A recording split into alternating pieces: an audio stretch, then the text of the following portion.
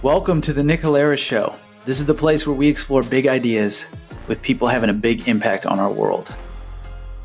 I'm your host, Nick Hilera, serial entrepreneur, author, early morning riser, and seeker of truth and wisdom.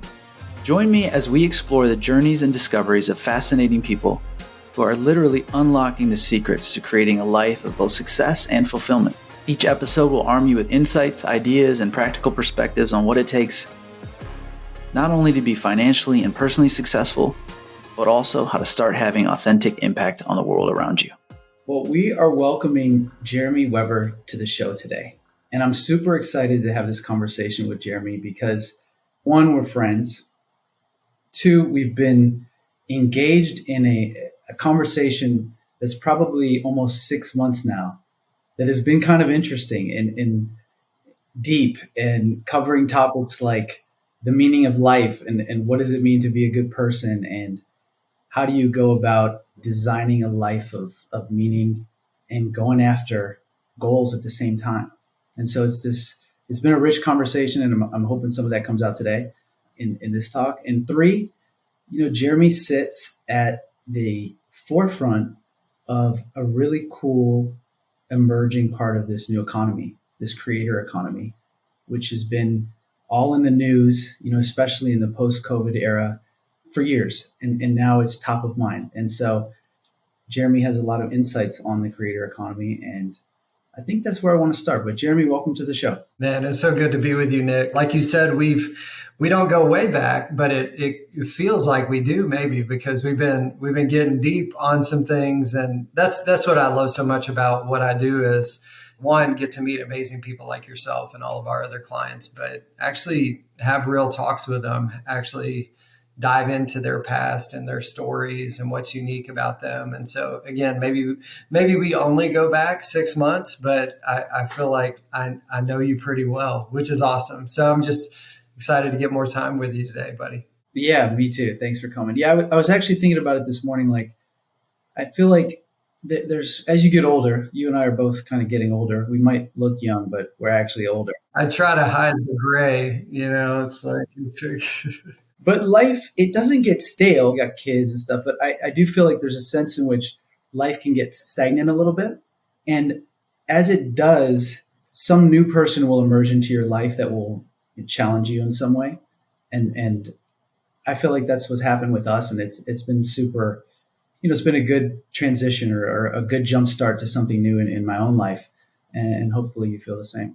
Yeah, absolutely, man. Whether it's somebody or something, right? And we could theorize about why things happen and all that. But yeah, I'm with you, man. It's either some person or some incident that usually creates, like I kind of look at them as these inflection points, like these key kind of markers on your history that kind of open your mind up or open your life up or set you on like a slightly different or maybe a very different trajectory than what you would have maybe just done or thought would have happened. I know looking back on my life, I have a few key milestones, key markers where it's like, oh yeah, that was a very important shift, right? And oftentimes, if it was left up to me, I wouldn't have made that shift on my own, right? It took something bigger. For me, that's God's got his hand in everything, but like whatever it is, somebody, you guys believe, but it's kind of like, but I know the feeling. So I'm glad to hear for you that me coming into your life and I feel the same way, man. I've learned a ton from you and continue to learn from your brilliance. There's a sense in which the universe kind of knows what you need next. And if you pay attention to it, you can interpret it that way. The whole idea of the midlife crisis is like something that the psychologists have studied, like Carl Jung. Depending on how deep you want to go with it, those are either sent by God or they're an inevitable function of your psychology, if that's how you want to interpret that. But they do manifest in your life. They're inevitable and they change you, whether you want to be changed or not. And it happens to everybody. Everybody has a crisis or a change, a positive change, depending on how you look at it. Absolutely. Well, cool. Well, I want to talk about that, but I think I'd like to start kind of where you are now. I kind of mentioned it in my little introductory remarks, but I feel like people are interested in what you're doing And it's super fascinating. And you really do sit at the forefront of this creator economy. Give our audience a sense of what a day in the life of a personal brand strategist is like, and what kind of work you're doing. Oh man, a day in the life. Let's see see how detailed we want to get. No, but so right now, a day in my life is the company Brand Builders Group's about 5 years old now. So we're easing out of the startup days where it's like, man, how do you just wearing tons of hats and doing what you have to do to get traction and kind of get the business off the ground. So we're kind of easing out of that phase and we're more in that growth. We're really shifting into more of like how we grow and scale up, able to kind of create more focus within the business where, hey, like you really thrive in this area, or getting the right people in the right seats right on the bus.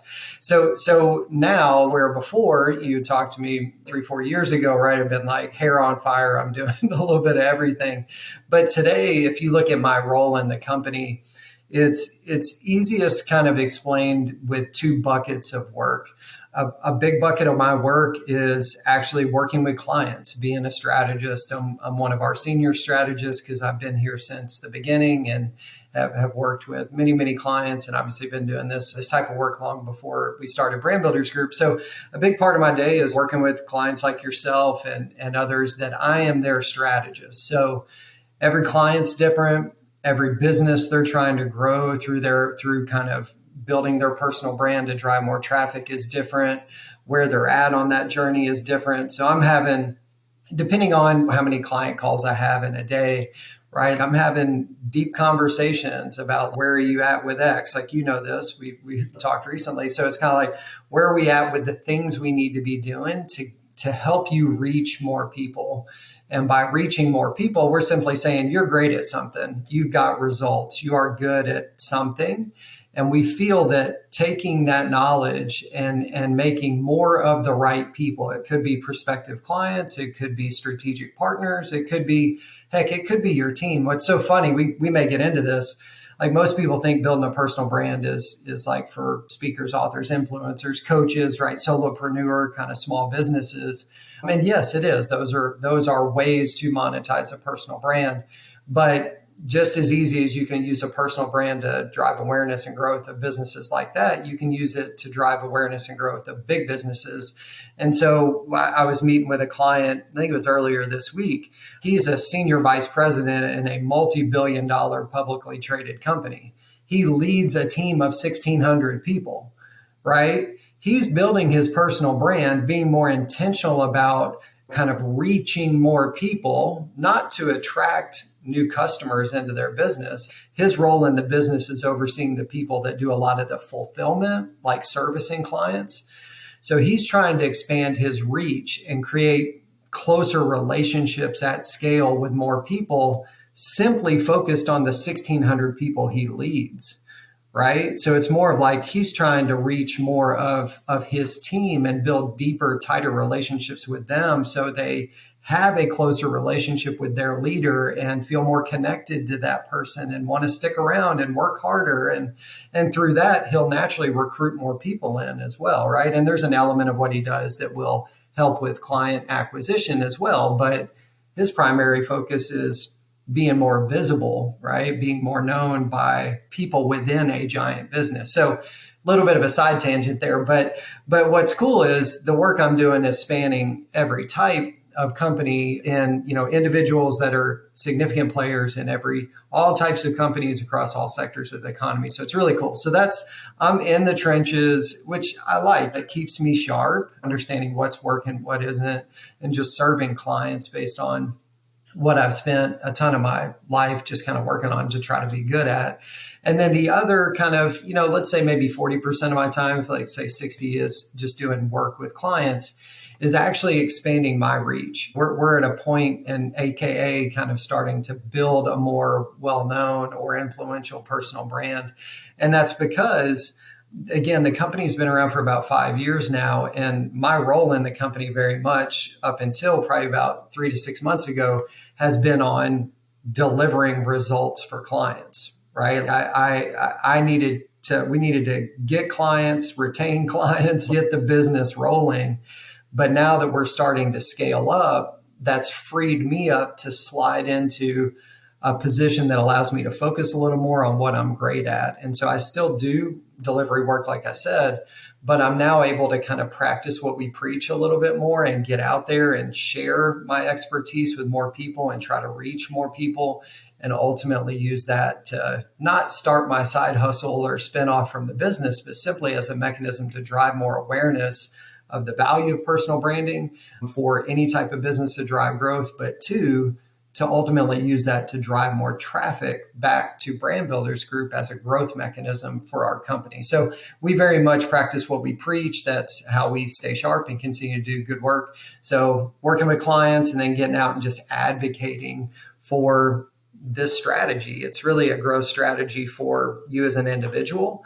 It's a growth strategy for your business, whatever kind of business it is you're trying to grow. And most importantly, it's a mechanism, a strategy to help you serve as many people as possible and have the biggest possible impact in the short period of time we all have here on earth, which is what I love so much about what you're doing is you've had amazing success. You made a ton of money, but there's a lot more to life than money. And you're leaning into that. How do you take your knowledge, your expertise, package it in a slightly different way to serve more people, reach more people, and we'll see what happens with that, right? Yeah, for sure. Well, lots to unpack there. I feel like a good place to start maybe is, I think it's super interesting, your anecdote about your executive client, because the more as we've been working together, for the last 6 months, I've been thinking a lot about this whole creator space. And there's this interesting dynamic that I've noticed where you have sort of people who develop a personal brand in a perhaps unintentional or organic way. The executive example, take a guy like Elon. I suspect that Elon was like an influencer who just started posting dance videos on TikTok and then got an enormous number of followers and all of a sudden realized that they had something other than what they were doing with their daily business that was worth something and of consideration. And then there's a group of people who are more like me and you and some of your clients who look out at this world and see this phenomenon of creators and influencers and realize that perhaps there's an intentional way of going about doing it. And both of those things are happening at the same time. And I'm curious just to get your perspective on what do you think about that dynamic? Do you feel like the age of people sort of randomly becoming influencers is coming to an end and now it's going to require this intentional work? Or what's your take on that? Yeah, I mean, I think the word personal branding and the exercise of doing it kind of gets a bad rap a little bit. I think a lot of people immediately associate it with being an influencer or being a speaker, author, or worse off, well, my personal brand is my social media following. It's my social media strategy. And all those things could be further from the truth, right? When we strip it down, and to be honest with you, I think that stereotype actually takes something that can be super impactful on an individual and their success and their career, on the business they're trying to grow, but ultimately the people they can serve with their expertise. It takes a tactic that can be tremendously valuable in all those ways. And it kind of makes it feel like a game or something artificial that like, I don't want to be a YouTuber, so I'm not going to pay attention to that. And that's unfortunate, right? Because the method of doing it is a lot more than those things. So the way I look at it is being an author, speaker, or influencer, those are ways to monetize a personal brand. Well, what's an author do? They have a book, they sell books. What's a professional speaker do? They get paid to give talks, right? What's an influencer do? Well, they've been good at kind of grabbing people's attention, holding it, entertaining them. And for whatever reason, they have a ton of people that follow them, right? They have a lot of influence, usually online. And now they're able to monetize those eyeballs through ad or affiliate type mechanisms, right? So those are very much ways that you can monetize a personal brand. But oftentimes those monetization mechanisms don't come into play until later, until you're down the road a little bit and you have kind of a well-established personal brand. You look at Elon Musk, right? It's funny. Elon is many, kind of light years beyond me, but I share a little bit of a similar kind of journey with him where I studied computer science in school. Elon came up with Peter Thiel, who you know really well, on that tech track. Nerds, people that are just all into technology and innovation all around that. So I studied computer science in school, but what was that? Elon was brilliant. He knew a ton about something. He was able to use that knowledge to build a really successful business, right? He was an innovative thinker. He was able to kind of create amazing results at something, right? And then he gradually started shifting into making more people know about him, right? Just through getting out and being a thought leader in his space, right? And that eventually filled out the other side of the equation. So this equation I'm talking about, we call it our reputation formula, right? So we say another way to think about your personal brand, one is it's you, right? It's like you are your personal brand. But the other way to think about it is it's your reputation. What do people think about when they think of you? And so if we unpack reputation a little bit, we have our reputation formula. And what that means is results times reach equals your reputation, right? You need both of those things. But Elon or anybody we work with, you got to be good at what you do. If you're not able to be great at something and use that knowledge to create real results, whatever kind of business it is, whoever you serve, shifting focus into reaching more people and being well known for something, that's not going to work out at the end of the day, right? What happens when there's somebody that is pushing bad information and they have a huge platform? That's not good. That's going to blow up in the faces of not only the individual, but the people they're serving. And so I think that when I unpack this and look at some of those common creator economy things, yeah, that's kind of a trend. And there's definitely people starting their side hustle and wanting to build the solopreneur business around content and all that. That's cool. But I think there are all these people that are in some profession. They maybe aren't as fulfilled as they want to be, as happy as they want to be. They feel like something's missing. And they may hear all this stuff about personal branding, but they immediately think, well, to do that, I got to become an influencer or start my own business or whatever. And there's this, it's like false, right? There's this pathway to say, how do we let you start doing some of these things to take your expertise, something you're really great at, and simply share that with more people, right? Work on your reach within the context of the job you're in right now to maybe move up the career ladder or whatever, or help grow your business. And then at some point, maybe you pivot out and you start your own business and write a book and do all these things. That could come later. But building your personal brand is not just those things. Those are simply mechanisms to monetize a personal brand if you want to at some point. But I think it's easy to kind of label it that way, and then people don't feel like it's something they need to pay attention to. And at the end of the day, that keeps them from having the impact they're able to have, right, on the people they're best positioned to serve. And that's unfortunate for them and their career and their business. And again, most importantly, the people that need their help, right, that don't know about them, right? There's some people, Nick, that are like, I need this knowledge, that all this wisdom that Nick has. And if you would have never leaned into this and said, hey, I want to be more intentional about taking what I've learned and getting it out there, there's people that would continue to be kind of stuck, right, without getting the help they need. So, which is unfortunate. Yeah, it is. And I think part of the reason why this creator economy stuff is so interesting to people is because I think a lot of people can relate to the journey of the creator.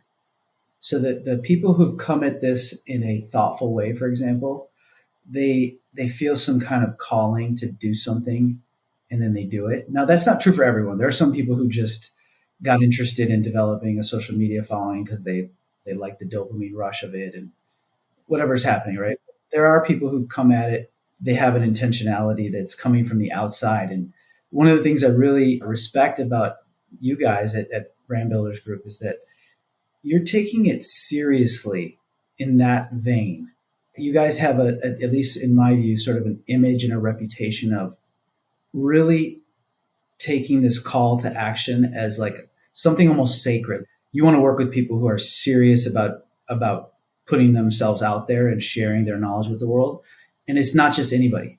It has to come from the space, and it has to be aligned with the values that you all believe in. And I'm curious, is that how it started? If you rewind the clock 5 years, were you guys sitting around the table saying, you know what, we're going to help clients and it's only going to be clients that look like this? Or walk me through the genesis of that. The founding group of the company, and specifically the two co-founders, Rory and AJ Baden, faith is a big thing for them. Christians, people kind of can believe what they want, but we've all kind of this core group, and to work at the company, I mean, it's people that have good hearts that are trying to have a as big of a positive impact on this world as we can. And so when you look at kind of our DNA and how we're wired and what we care about, right, that bleeds over into who we want to work with. And are we perfect? No, but early on, we got really clear on our ideal client. And this is something we help our clients with, right? But it's, what is the avatar persona? What's kind of a one sentence characterization of kind of this ideal client that you're best positioned to serve? And ours is a mission driven messenger. That was something that we identified early on in the business. And it was just, hey, and again, there's some people that we're not perfect, but we are intentional about saying, hey, this individual, right, and the business that they're part of, right, does really good work. They have a positive impact in this world. So yeah, we feel called and compelled to help them reach more people, right, to have bigger impact, to have bigger positive impact on this world. And what's really cool, we say that we want to serve 1,000 messengers. We're at about 600 members in our community right now. So it's a pretty good sized community, but we have a lot more work to do. But our goal is to get to 1,000 messengers, because we say if we're serving 1,000 people and each of those people are serving 1,000 or more people, the domino effect of good, right, of people taking knowledge and expertise that they worked really hard to be good at, things that solve real problems for the people they're trying to serve, and we're able to amplify that and scale that, hey, we may be able to have like a little dent in this big world we live in. I mean, it's like we could actually kind of trigger some change for the better. And so we kind of ground ourselves in that, as serving the right people that are going to helping them get clear on who they serve, how they serve them, how we make money doing that, how we scale it up, all these things. And so yeah, pretty early on, we were clear on it, just because I think that's how we're wired. If you're helping somebody amplify divisiveness and negativity, yeah, that's the energy for that's going to run out pretty quick, even if somebody's paying you a bunch of money, right? And so I think that early on, I think it was just in our DNA, especially the DNA of Rory and AJ, that we're clear on helping people that are doing good and feel like there's a calling on their heart to do something more. And we want to help them figure that out. And more importantly, how to do it in a tactical way. I think there's so many people that feel that calling, and they feel like they got to jump ship to explore that, or they maybe don't have that risk tolerance. And I think that was the cool thing with you, even. You felt a calling, to kind of do more, but we wanted to be disciplined about it. You also had a really good business, a successful business, and we didn't want to just say, to heck with that, So there's the tactical way to say, how do we stay disciplined and focused on what's working, but make some of these strategic steps and decisions to help you get out there more, but do it in a way that's aligned with the business that you need to grow right now. Is that going to be the business you want to grow long term? Maybe not, right? Maybe you exit or start a new business or go to another, whatever, TBD. But how do we get tactical about this balance of staying focused on what's working and what's paying the bills and all that, but also giving you this outlet to serve more people, which is going to kind of help fill that void that we often fill inside. It's like, hey, something's missing. I'm feeling called to kind of do something more, serve more people, do something in a different way. But I need to figure out how to navigate that and do it in a responsible way that doesn't introduce a ton of risk for me and my family and the employees I'm leading, all this stuff. So that's where the strategy comes in. It's kind of like a short-term, mid-term, long-term evolution of this. And for some people, that's all part of continuing to grow the same business. For others, there's strategic pivots out at different points along the road, right? Hey guys, this is Nick. I wanted to take a quick break from the episode to share some exciting news. In addition to the podcast, I want to make you aware of some additional content we're putting out. And best of all, it's 100% free. Our Profit Plus newsletter consists of weekly insights about what it takes to find meaning in the pursuit of modern success. This is the place where we explore big ideas at the intersection of markets, business, politics, and life as we seek to empower our readers to have an authentic impact on the world. If you're serious about finding fulfillment amid success, then definitely check out these additional insights. Just go to subscribe.nickhilaris.com. Again, that's subscribe.nickhilaris.com. Now let's get back to the episode.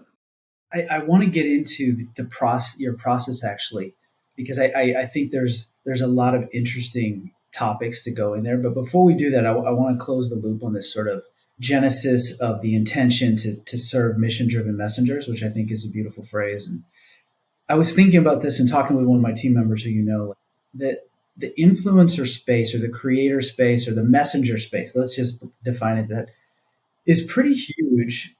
And it's pretty agnostic when it comes to like good or bad, right? Like, there are people who are interested in spreading around messages that are not necessarily good for society. And some of that, they're successful on it, but to an extent, they're being sort of moderated. So like if you think about the platforms that people use for this, like social media companies have been struggling from day one on how to moderate this. And you all are in a similar position in the sense that like, if somebody approaches you with an idea of a message they want to get out, you kind of have to decide whether you agree with it or not. And I'm curious, do you get inbound requests that you guys sit around the table and say, no way, I'm not touching that? Or how does that look percentage wise? I'm just curious. The more you're intentional about putting out what you believe in, the more that lets people know that they're either a good fit or not. It's like a magnet. You start attracting people that want to do business with you, right? And you repel people that don't. And so I think we're pretty good about being upfront about what we do, why we do it, who our ideal clients are. And so I think that helps us minimize having a lot of inbound or just new prospects that are like, hey, this isn't a good fit. But they do come up. And when they do, I mean, we have multiple salespeople, so there's leads and things happening all the time from a lot of different angles. So if somebody feels like, hey, there's an opportunity, but I'm just not sure, they'll kind of like float it up and just like, hey, what do we think about this? And there have been times I can think of one person specifically that has a huge platform, but it's just like, I don't know that this is the best fit. And so for some of those opportunities, if it's just like somebody wanting to amplify more of not good stuff, that's obviously not going to work. But sometimes there's people come that are kind of like traditionally known for something, but there's actually an opportunity for us to help them pivot strategically and help them kind of shift away from that a little bit and start a transition to maybe something that can still be sustainable and successful, but isn't maybe as toxic or whatever. So, I mean, if an opportunity presents itself like that, it's like, okay, well, maybe we can help here. Somebody use their influence in a more positive way. But I think for the most part, we're not put in those situations a lot because we're just like this. We're pretty straight up about who we want to work with, who we don't. And then people don't click through per se, right? They know to not come because probably not going to be a match for us to work together. Yeah, that makes sense. You guys are very straight up about who you want to work with. I was thinking about Facebook when they got in trouble with that Cambridge Analytica. And I think that's a function of sort of being like agnostic about it.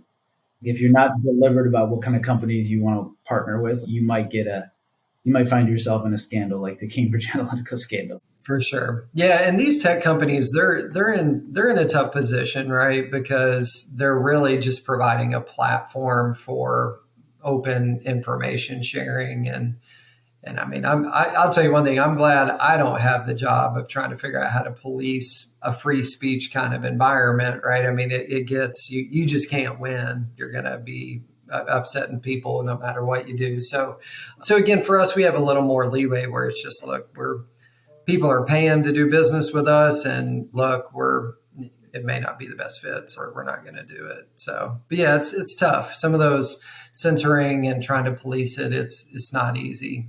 Yeah, it's an interesting unsolved question that is at the forefront because this creator economy movement is unleashing something where tons of people are feeling the call to write, to podcast, to do whatever. And so I feel like it's actually going to be in the forefront of sort of the political debate across the world for the foreseeable future.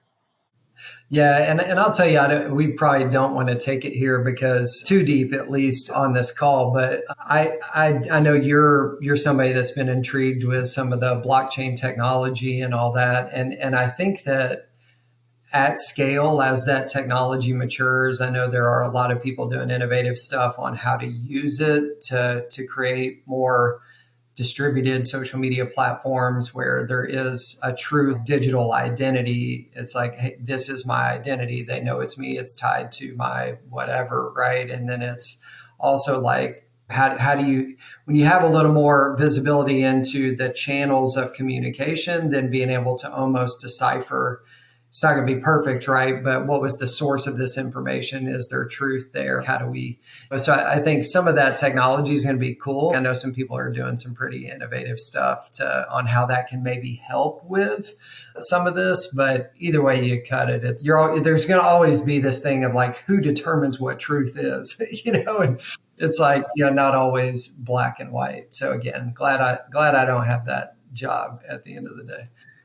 It's tough, but I'm glad you brought up the crypto stuff or the blockchain stuff because I feel like it's going to become important very quickly for influencers and creators and mission-driven messengers because you're going to need some way to authenticate where these words and videos come from because the tech is making it to where you could present anything you want and make it look real. And politicians are going to have to think about this because you could make a video of someone running for president saying something absolutely crazy and it might actually go viral on the internet. All that AI stuff. I think it's really that blend. And I'm glad you kind of connected those dots. It's like the AI plus the blockchain is really gonna, Web3, right? It's gonna transform probably, I guess, every sector of the economy, right? It could be really disruptive in a good way, but also not so good way, right? So I think it's how do you leverage some of that technology, but do it in a way that is, I think blockchain, they like to say, is trustless, right? You're using technology that doesn't require you to trust it or not trust it. It's yes or no, right? Like, it's like, I know with confidence that this is what it is because it's been architected using a distributed ledger, right? Or something. So anyway, yeah, it's going to be interesting. That's for sure. It's never a dull moment, especially if you're investing in that space, right? Yeah, seriously. We need to do another episode about that. But the authentication thing it has to be resolved because the tech is just too powerful. You mentioned this sort of 1,000 messengers. Curious, how big do you think that this market that you all are playing in, sort of the deliberate personal brand strategy market, how big do you think it is in America, for example? It's big. We segment the market in three ways.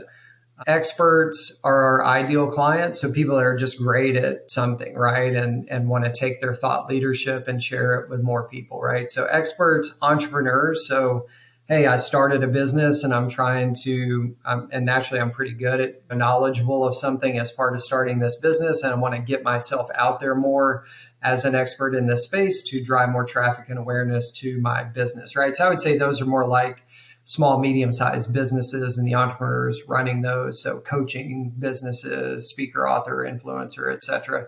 But then executives are this third segment of the market, right? Which are, they kind of alluded to it earlier, higher level people, right? Or a bigger business, bigger organization, and key people within that, trying to be more intentional of expanding their reach, taking their knowledge and expertise and getting it in the minds of more people, whether it's just for their team, like I said, for that one client, or external stakeholders to help drive traffic. So when I look at the reality of that, and we have clients that span all three of those segments, right? A lot of them.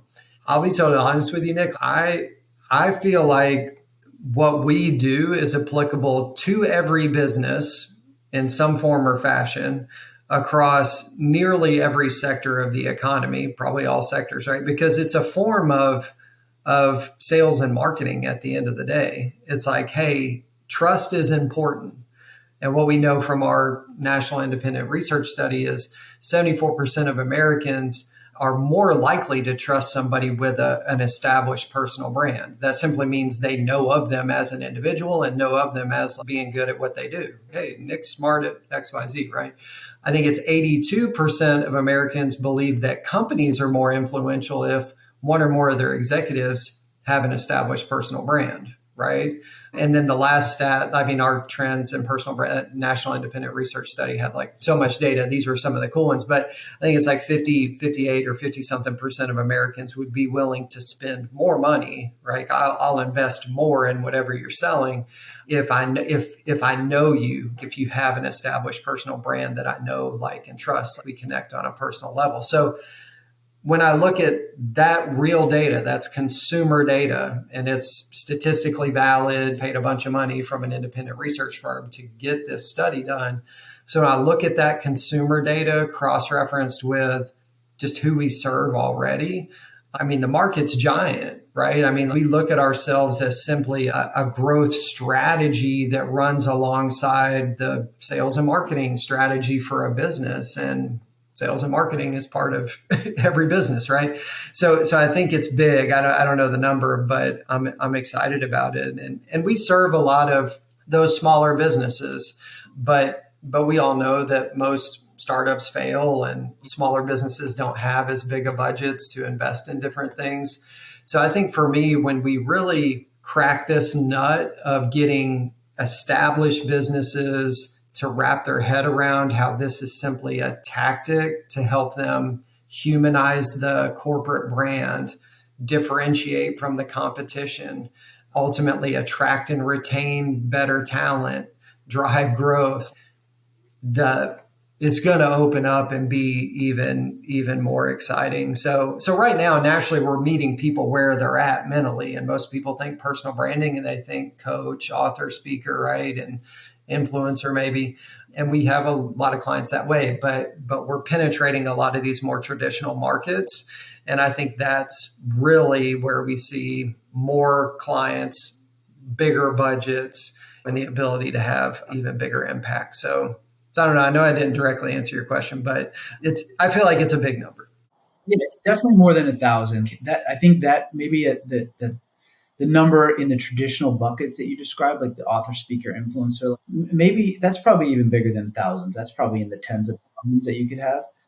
And then the corporate is super interesting because essentially the size of the market is like, what do these companies and politicians spend on PR? That's probably, you guys are, if you're competing in this other space that we just described, I don't really think you're competing with that many people as personal brand strategists. But in corporates, that's who they used to go to, these sort of like reputation management firms. Like if they get in trouble, like if they had an executive who's associated with Jeffrey Epstein, there's a whole thing for those people. And it's probably huge. I don't know what the size of the PR market is, but it's probably humongous. For me, and I would love to get your take on this actually, since you've kind of been through some of this.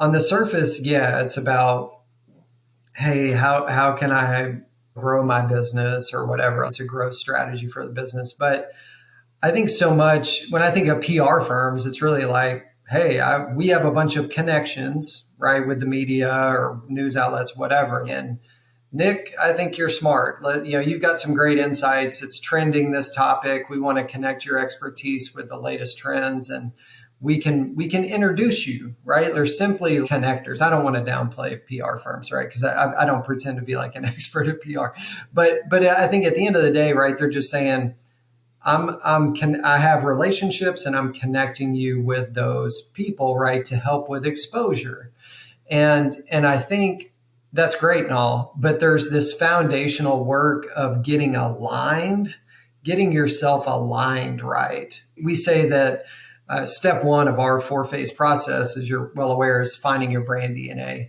And we say we're looking at kind of figuring out what's unique about you. How do we uniquely position your personal brand in the market where one, it's aligned with the business you're trying to grow, right? But it's also aligned with who you are as an individual, right? Because we know that we call it our brand DNA helix. We say your uniqueness lies at the intersection of these 6 questions, which we don't have to get into all those questions today. But the bottom line is the top 3 questions are really about what the world needs you to be. It's like, man, you're solving real problems. People are willing to pay you money for this, right? That's important. But the bottom 3 questions, the bottom half of the helix, is really about what you were designed to be. It lights you up doing this. It doesn't feel like work. So you want to be at that sweet spot between those two, right? Because we know the people that are too far on the top, right? They're making great money, but they're miserable. They hate their life. They don't want to do it, right? And the people equally on the other extreme are like, they think they're living their best life, but then they don't have the money to pay the bills. And then it's like, hey, I got to go back to my whatever job. So I think so much of the work we do is trying to help people find that sweet alignment where they can make real money doing what it is they're doing, their business, but also they love doing it. And when they get in that state of flow, that's in their uniqueness, right? That's when they do amazing work. They get the best results for people. They feel called to share this passion and this expertise with as many people as possible because they believe in it. They've seen the results. They've seen how they've taken this expertise, used it to solve real problems for people, the transformation that has come from that. And it's like, hell yeah, I'm going to go talk. The last thing I'm going to do is keep this a secret. I have to tell people. And that's where you then get into the reach side of the reputation formula, where it's like, how do you take that expertise and share it with as many people as possible? So I kind of see the PR firms, right, and other talent agencies or whatever. It's a lot of, you're great and we're just trying to get you out there more, which is important and that's great. But our work, we understand the importance of both of those sides of it. And we help people dial in how they do what they do just to be able to scale up delivering results for more people as they get more reach, so that as we shift into the reach area and focus on that, right, the wheels aren't going to fall off the car, right, as we drive more traffic to it and grow the business and your brand. So I think that's what's cool about what we do, and maybe unique is our 4-phase process balances how to do what you do and do it at scale really well, but then how to now scale it up, how to help you reach more people and drive more traffic and growth of the business, whatever kind of business you're in. I definitely think it's unique. When I was younger, I worked in a strategy consulting firm, starting maybe in like the 1970s or something. A whole industry developed of business consultants who attempted to try to help companies figure out what they value and what they care about. And it turned into this massive, they do more than that. Consultants do other things, process improvement consultants. But at a high level, a bunch of the money that's spent every year on business consulting is about like, okay, we have this huge team of people and we need to align them around some values. And so the consultants are brought in. And what's so fascinating about your process, which I think this is a perfect kind of time to get into it because it's fascinating, is like you all have designed what I consider to be like a process that is like really well thought out. It's the word that I think about when I think about your process is this process has integrity. And the connotations that come to mind is it's not easy. This is not like, hey, help me become famous on the internet. This is like a process that is very thoughtful and challenges a person. So if you're somebody like me who's like, yeah, I'm interested in expanding my reach. I've been writing. I've got this message I want to share. If you go through the BBG process, you have to get real serious about what that actually means. And I found it to be super helpful, obviously. I'm curious where it came from. Like, how did you all design this? And when did that start? Is this a foundational moment? Did you all sit around the room and come up with this? Just walk me through that. I mean, the company has only been around for about 5 years now. So what's interesting is the people, right? A lot of the individuals that were involved in starting it, we've been doing a lot of this in different forms or fashions for probably 15 to 20 years now. Specifically, Rory Vaden, he's a Hall of Fame speaker, New York Times bestselling author. So a lot of the tactics in our curriculum around how to become a successful paid speaker or how to write and sell a bunch of books to hit these bestseller lists, that's been informed by multiple years of frankly doing things wrong and learning the hard way. And then ultimately through those experiences, learning the right way. Beyond that, so much of our curriculum is really just best practices of uniquely positioning a business in the market and how do you grow a business? What are fundamental best practices of growing a successful business? And I think that's that's from me starting, growing, selling multiple companies. Rory and AJ were part of founding, growing an 8-figure business, exiting that. So the people that are part of starting Brand Builders Group have a tremendous amount of knowledge around entrepreneurship and just fundamental best practices of starting, growing, and scaling up businesses, plus some of these unique things that are a little more personal brand-ish. And that's what shaped our curriculum and I think makes it so powerful because, again, if somebody's like, hey, a personal brand is an influencer and I want to be an influencer, what I would say is, we're probably not the best company to work with. What we're first going to tell you is you don't need to just start off trying to be an influencer. It takes a while to build a big platform. And if your goal is to just be an influencer and have a bunch of followers and monetize them, you're going to be broke for a while before you even get there, right? So what we're helping to do is say, how do we create a growth strategy for a business that authentically aligns with you as an individual? And what are best practices of just growing the business, but also what are best practices of understanding what's unique about one or more people in the business and aligning those things? Because I think, like you said, there's tons of consultants that come in and help with the mission and the vision and the ethics of a company. And that's great. You need to kind of get clear on that, rally people around it.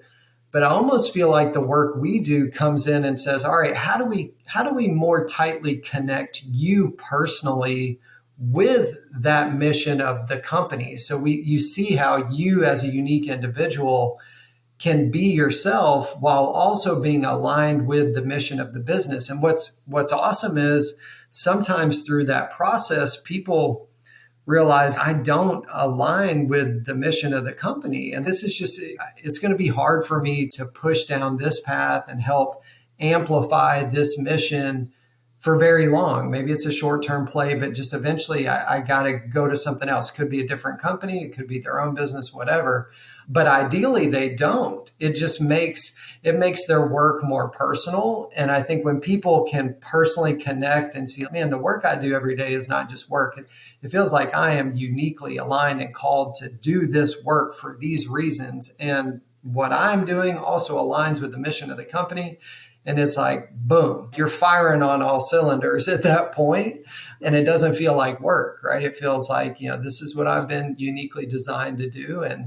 And for those people, so again, some people, it goes back to that reputation formula. Some people, they don't want to get out in front of people, right? They're just like, hey, I'm a nerd. I'm a computer science person. I'm a whatever. I'm going to stay behind the scenes. And for those people, they can still have a big positive impact, but it just maybe not a ton of people know about those people. They may know about the technology they develop or the work they do, but oftentimes they don't care about the reach.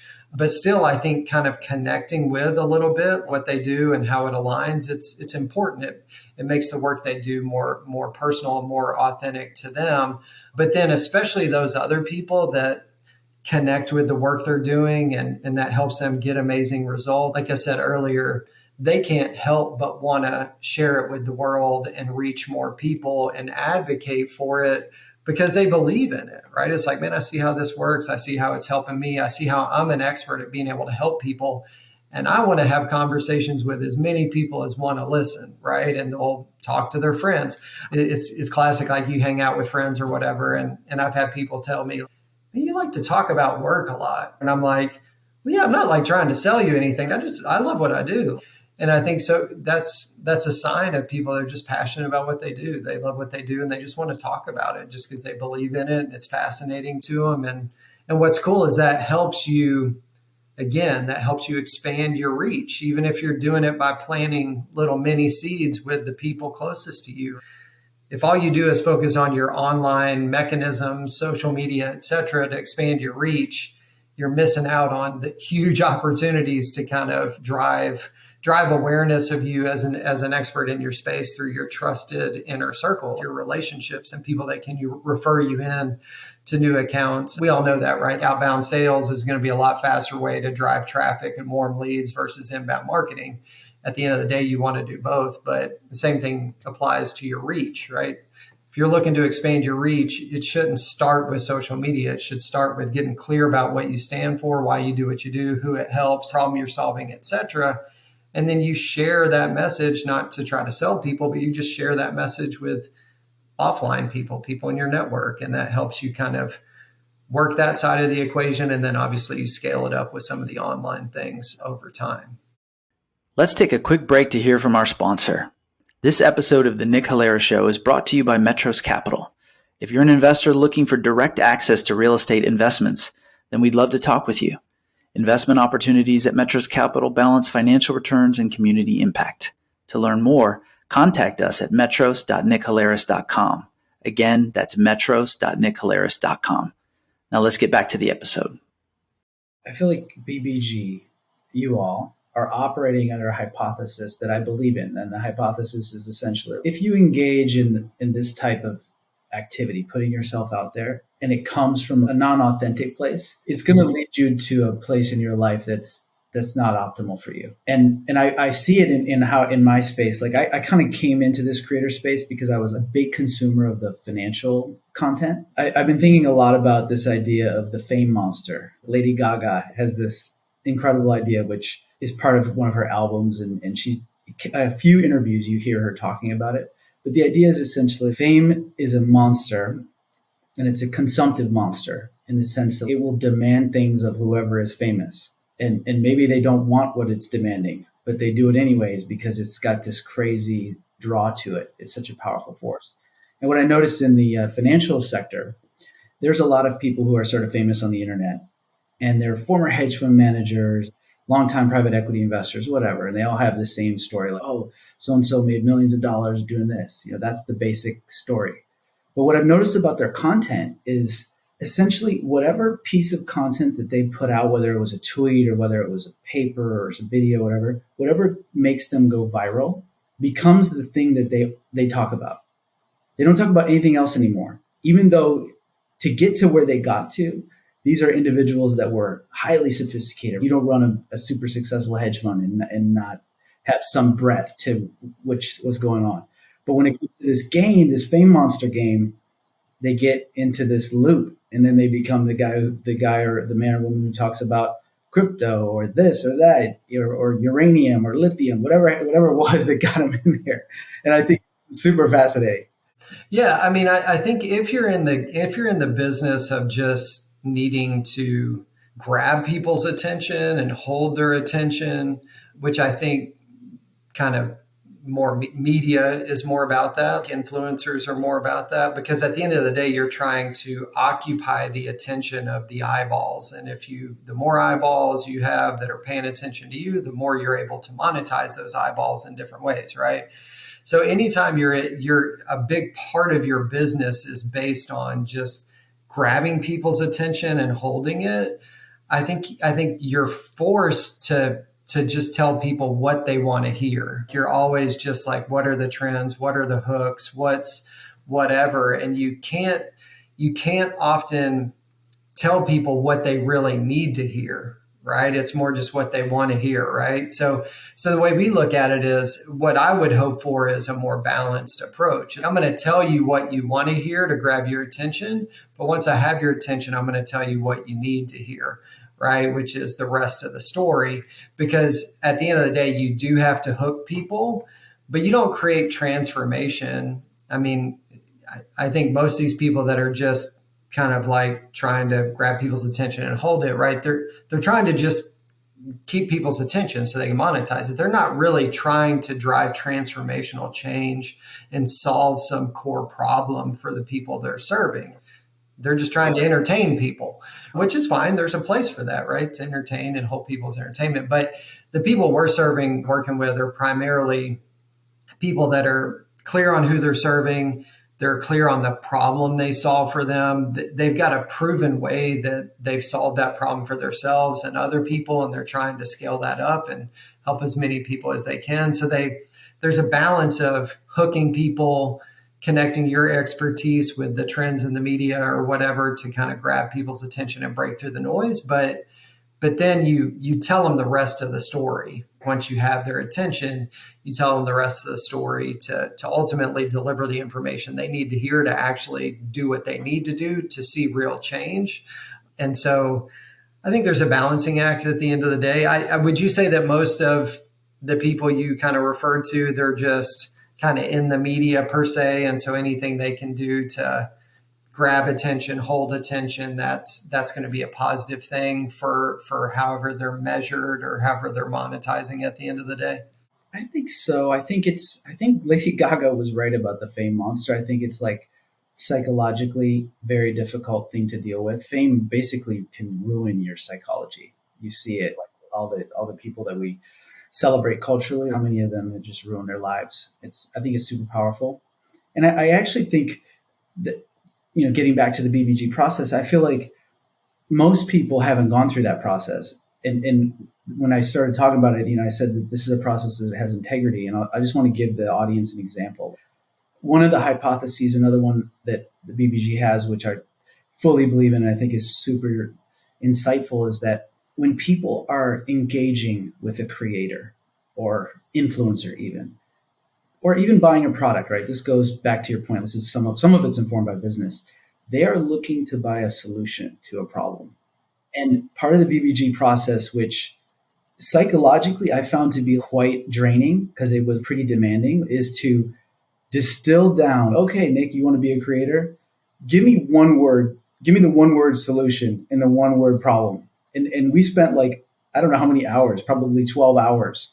And I want to just give some questions about just a few. I don't want to go too long into this, but this is the kind of stuff that you have to get into and start to understand before you can answer that question. Like, what is something that you do naturally or are fascinated with that other people might find as weird? What are things you do naturally others find hard? What are the words that represent the opposite of your problem?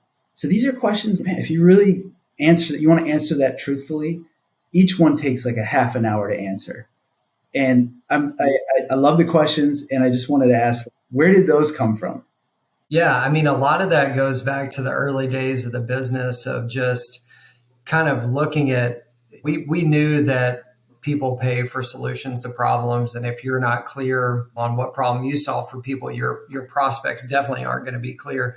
I think for us, it was a lot of just looking at kind of content that we had consumed or kind of different things that we had been exposed to over the 20 years and really saying, hey, what worked, what didn't? And to be totally honest with you, when we launched the business 5 years ago, right now we have a 4-phase process with 3 what we call topics inside each phase, right? Those are like the more detailed courses, let's call it, within our curriculum.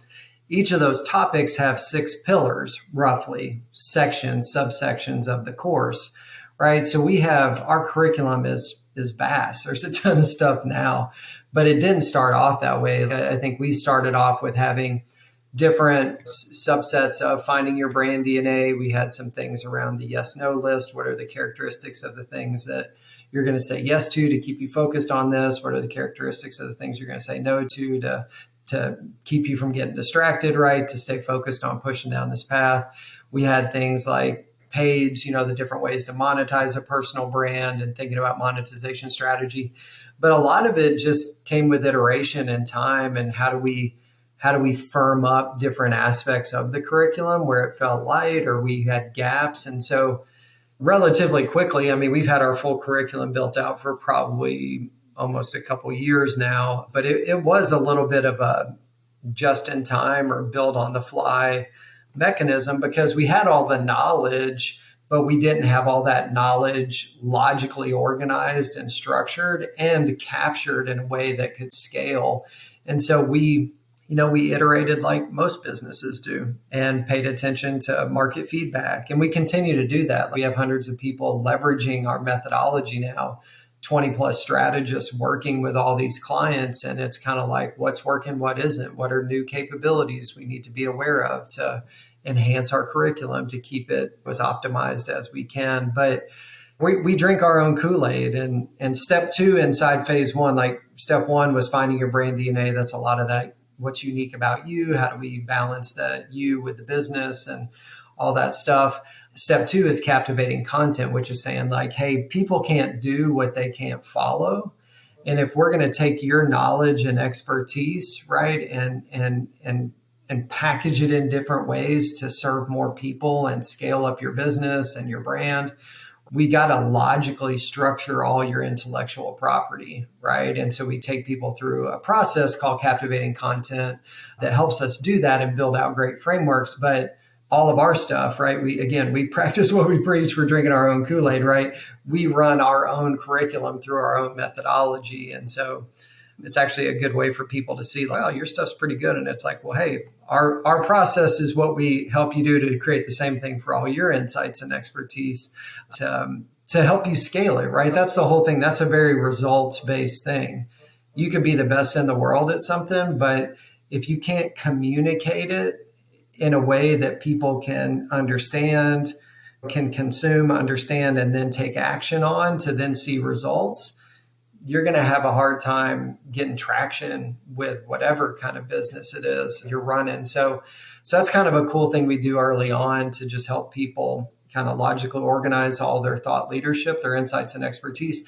And then what's cool is we do it in a way where we can then package that IP, that knowledge in a variety of different ways based on how we think we want to and need to monetize that IP at any stage of the business. So right out of the gate, most people are going to take that 7-step process or whatever it is, and they're going to deliver it through time for money. They're going to sell themselves as a service. You as a service, we say that's always the fastest path to cash, is trading time for money. And so one-on-one coaching or group coaching or consulting or whatever. But if you don't have a proven process you take people through, it's going to be pretty hard to deliver results consistently, especially as you hire more coaches and scale up your team, right? So usually it's you as a service, then it's a little bit of like, hey, package some of that in an on-demand course or some information products. And then it's like, hey, let's package it in a book, right? And bring a book to market and all these other things that are opportunities. But the foundation is taking all these wisdom you have and how do we logically structure it in a way that can scale, right? Scaling up your IP which is kind of a neat way to think about it.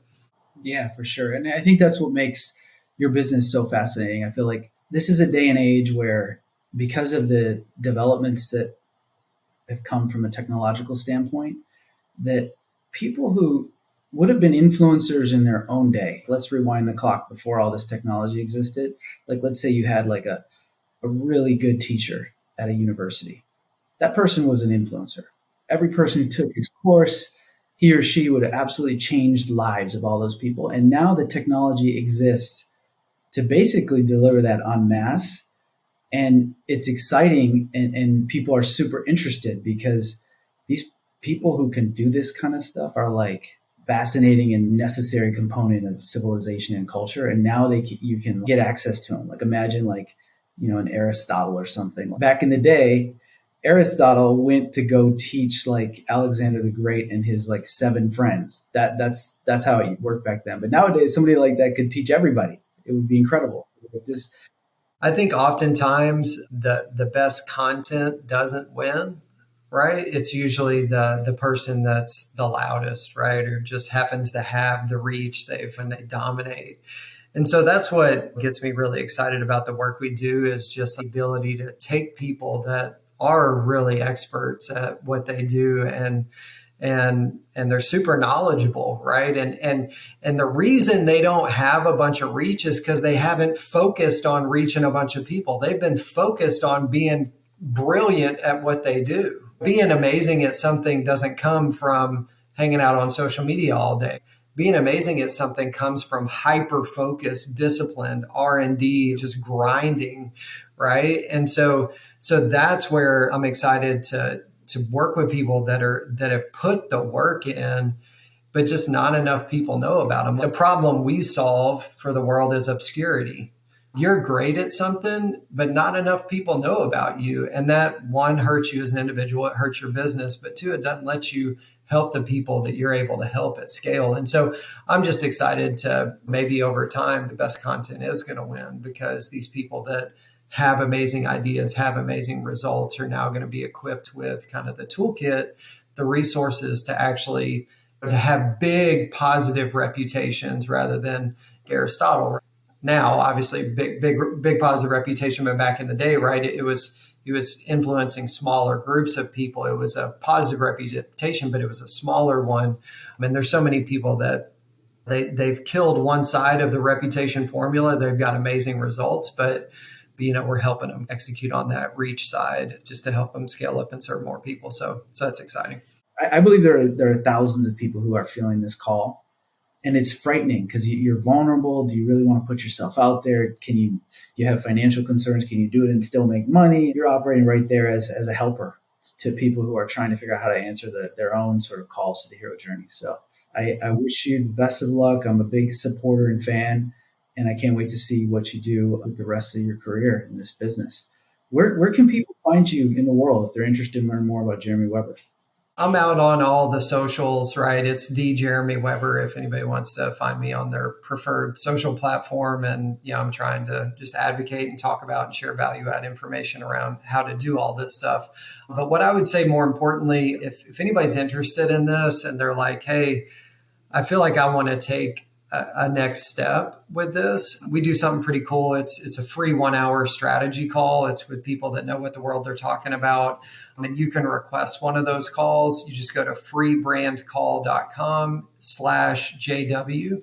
You can just put some information in and request one of those calls. And that's like a good free first step to just say, hey, I'm feeling something, or maybe you're already on this path and you want to be more efficient about how to do it, or maybe you're earlier in the journey and trying to kind of figure out those strategic first steps. It doesn't really matter. But one of our strategists will take you through our process, our 4-phase process in more detail, try to understand where you're at, where you're trying to go, what you're struggling with, and just try to deliver as much value as we can on that call. So that's a good first step to just start making some progress without having to invest anything other than some time. So you go to freebrandcall.com/JW for Jeremy Weber. You can request one of those calls. So that's where I'd say if you're super serious, take that step. There's some other free resources we can put in the show notes, but that'd be the main one I would tell people to focus on right now. Awesome. Yeah. And we'll definitely include this so you don't have to write it down. We'll put it in the notes. But look, thanks, man. It was really fun. Thank you for your time. Yeah. Awesome. Thanks for having me, Nick. We'll have to do it again. Thank you for listening to the Nick Hilera Show. We hope you enjoyed the episode and would appreciate your help with spreading the word by sharing with your network on social. And until next time, remember, it's not about pursuing success to unlock fulfillment. It's about learning how to find fulfillment in the midst of success.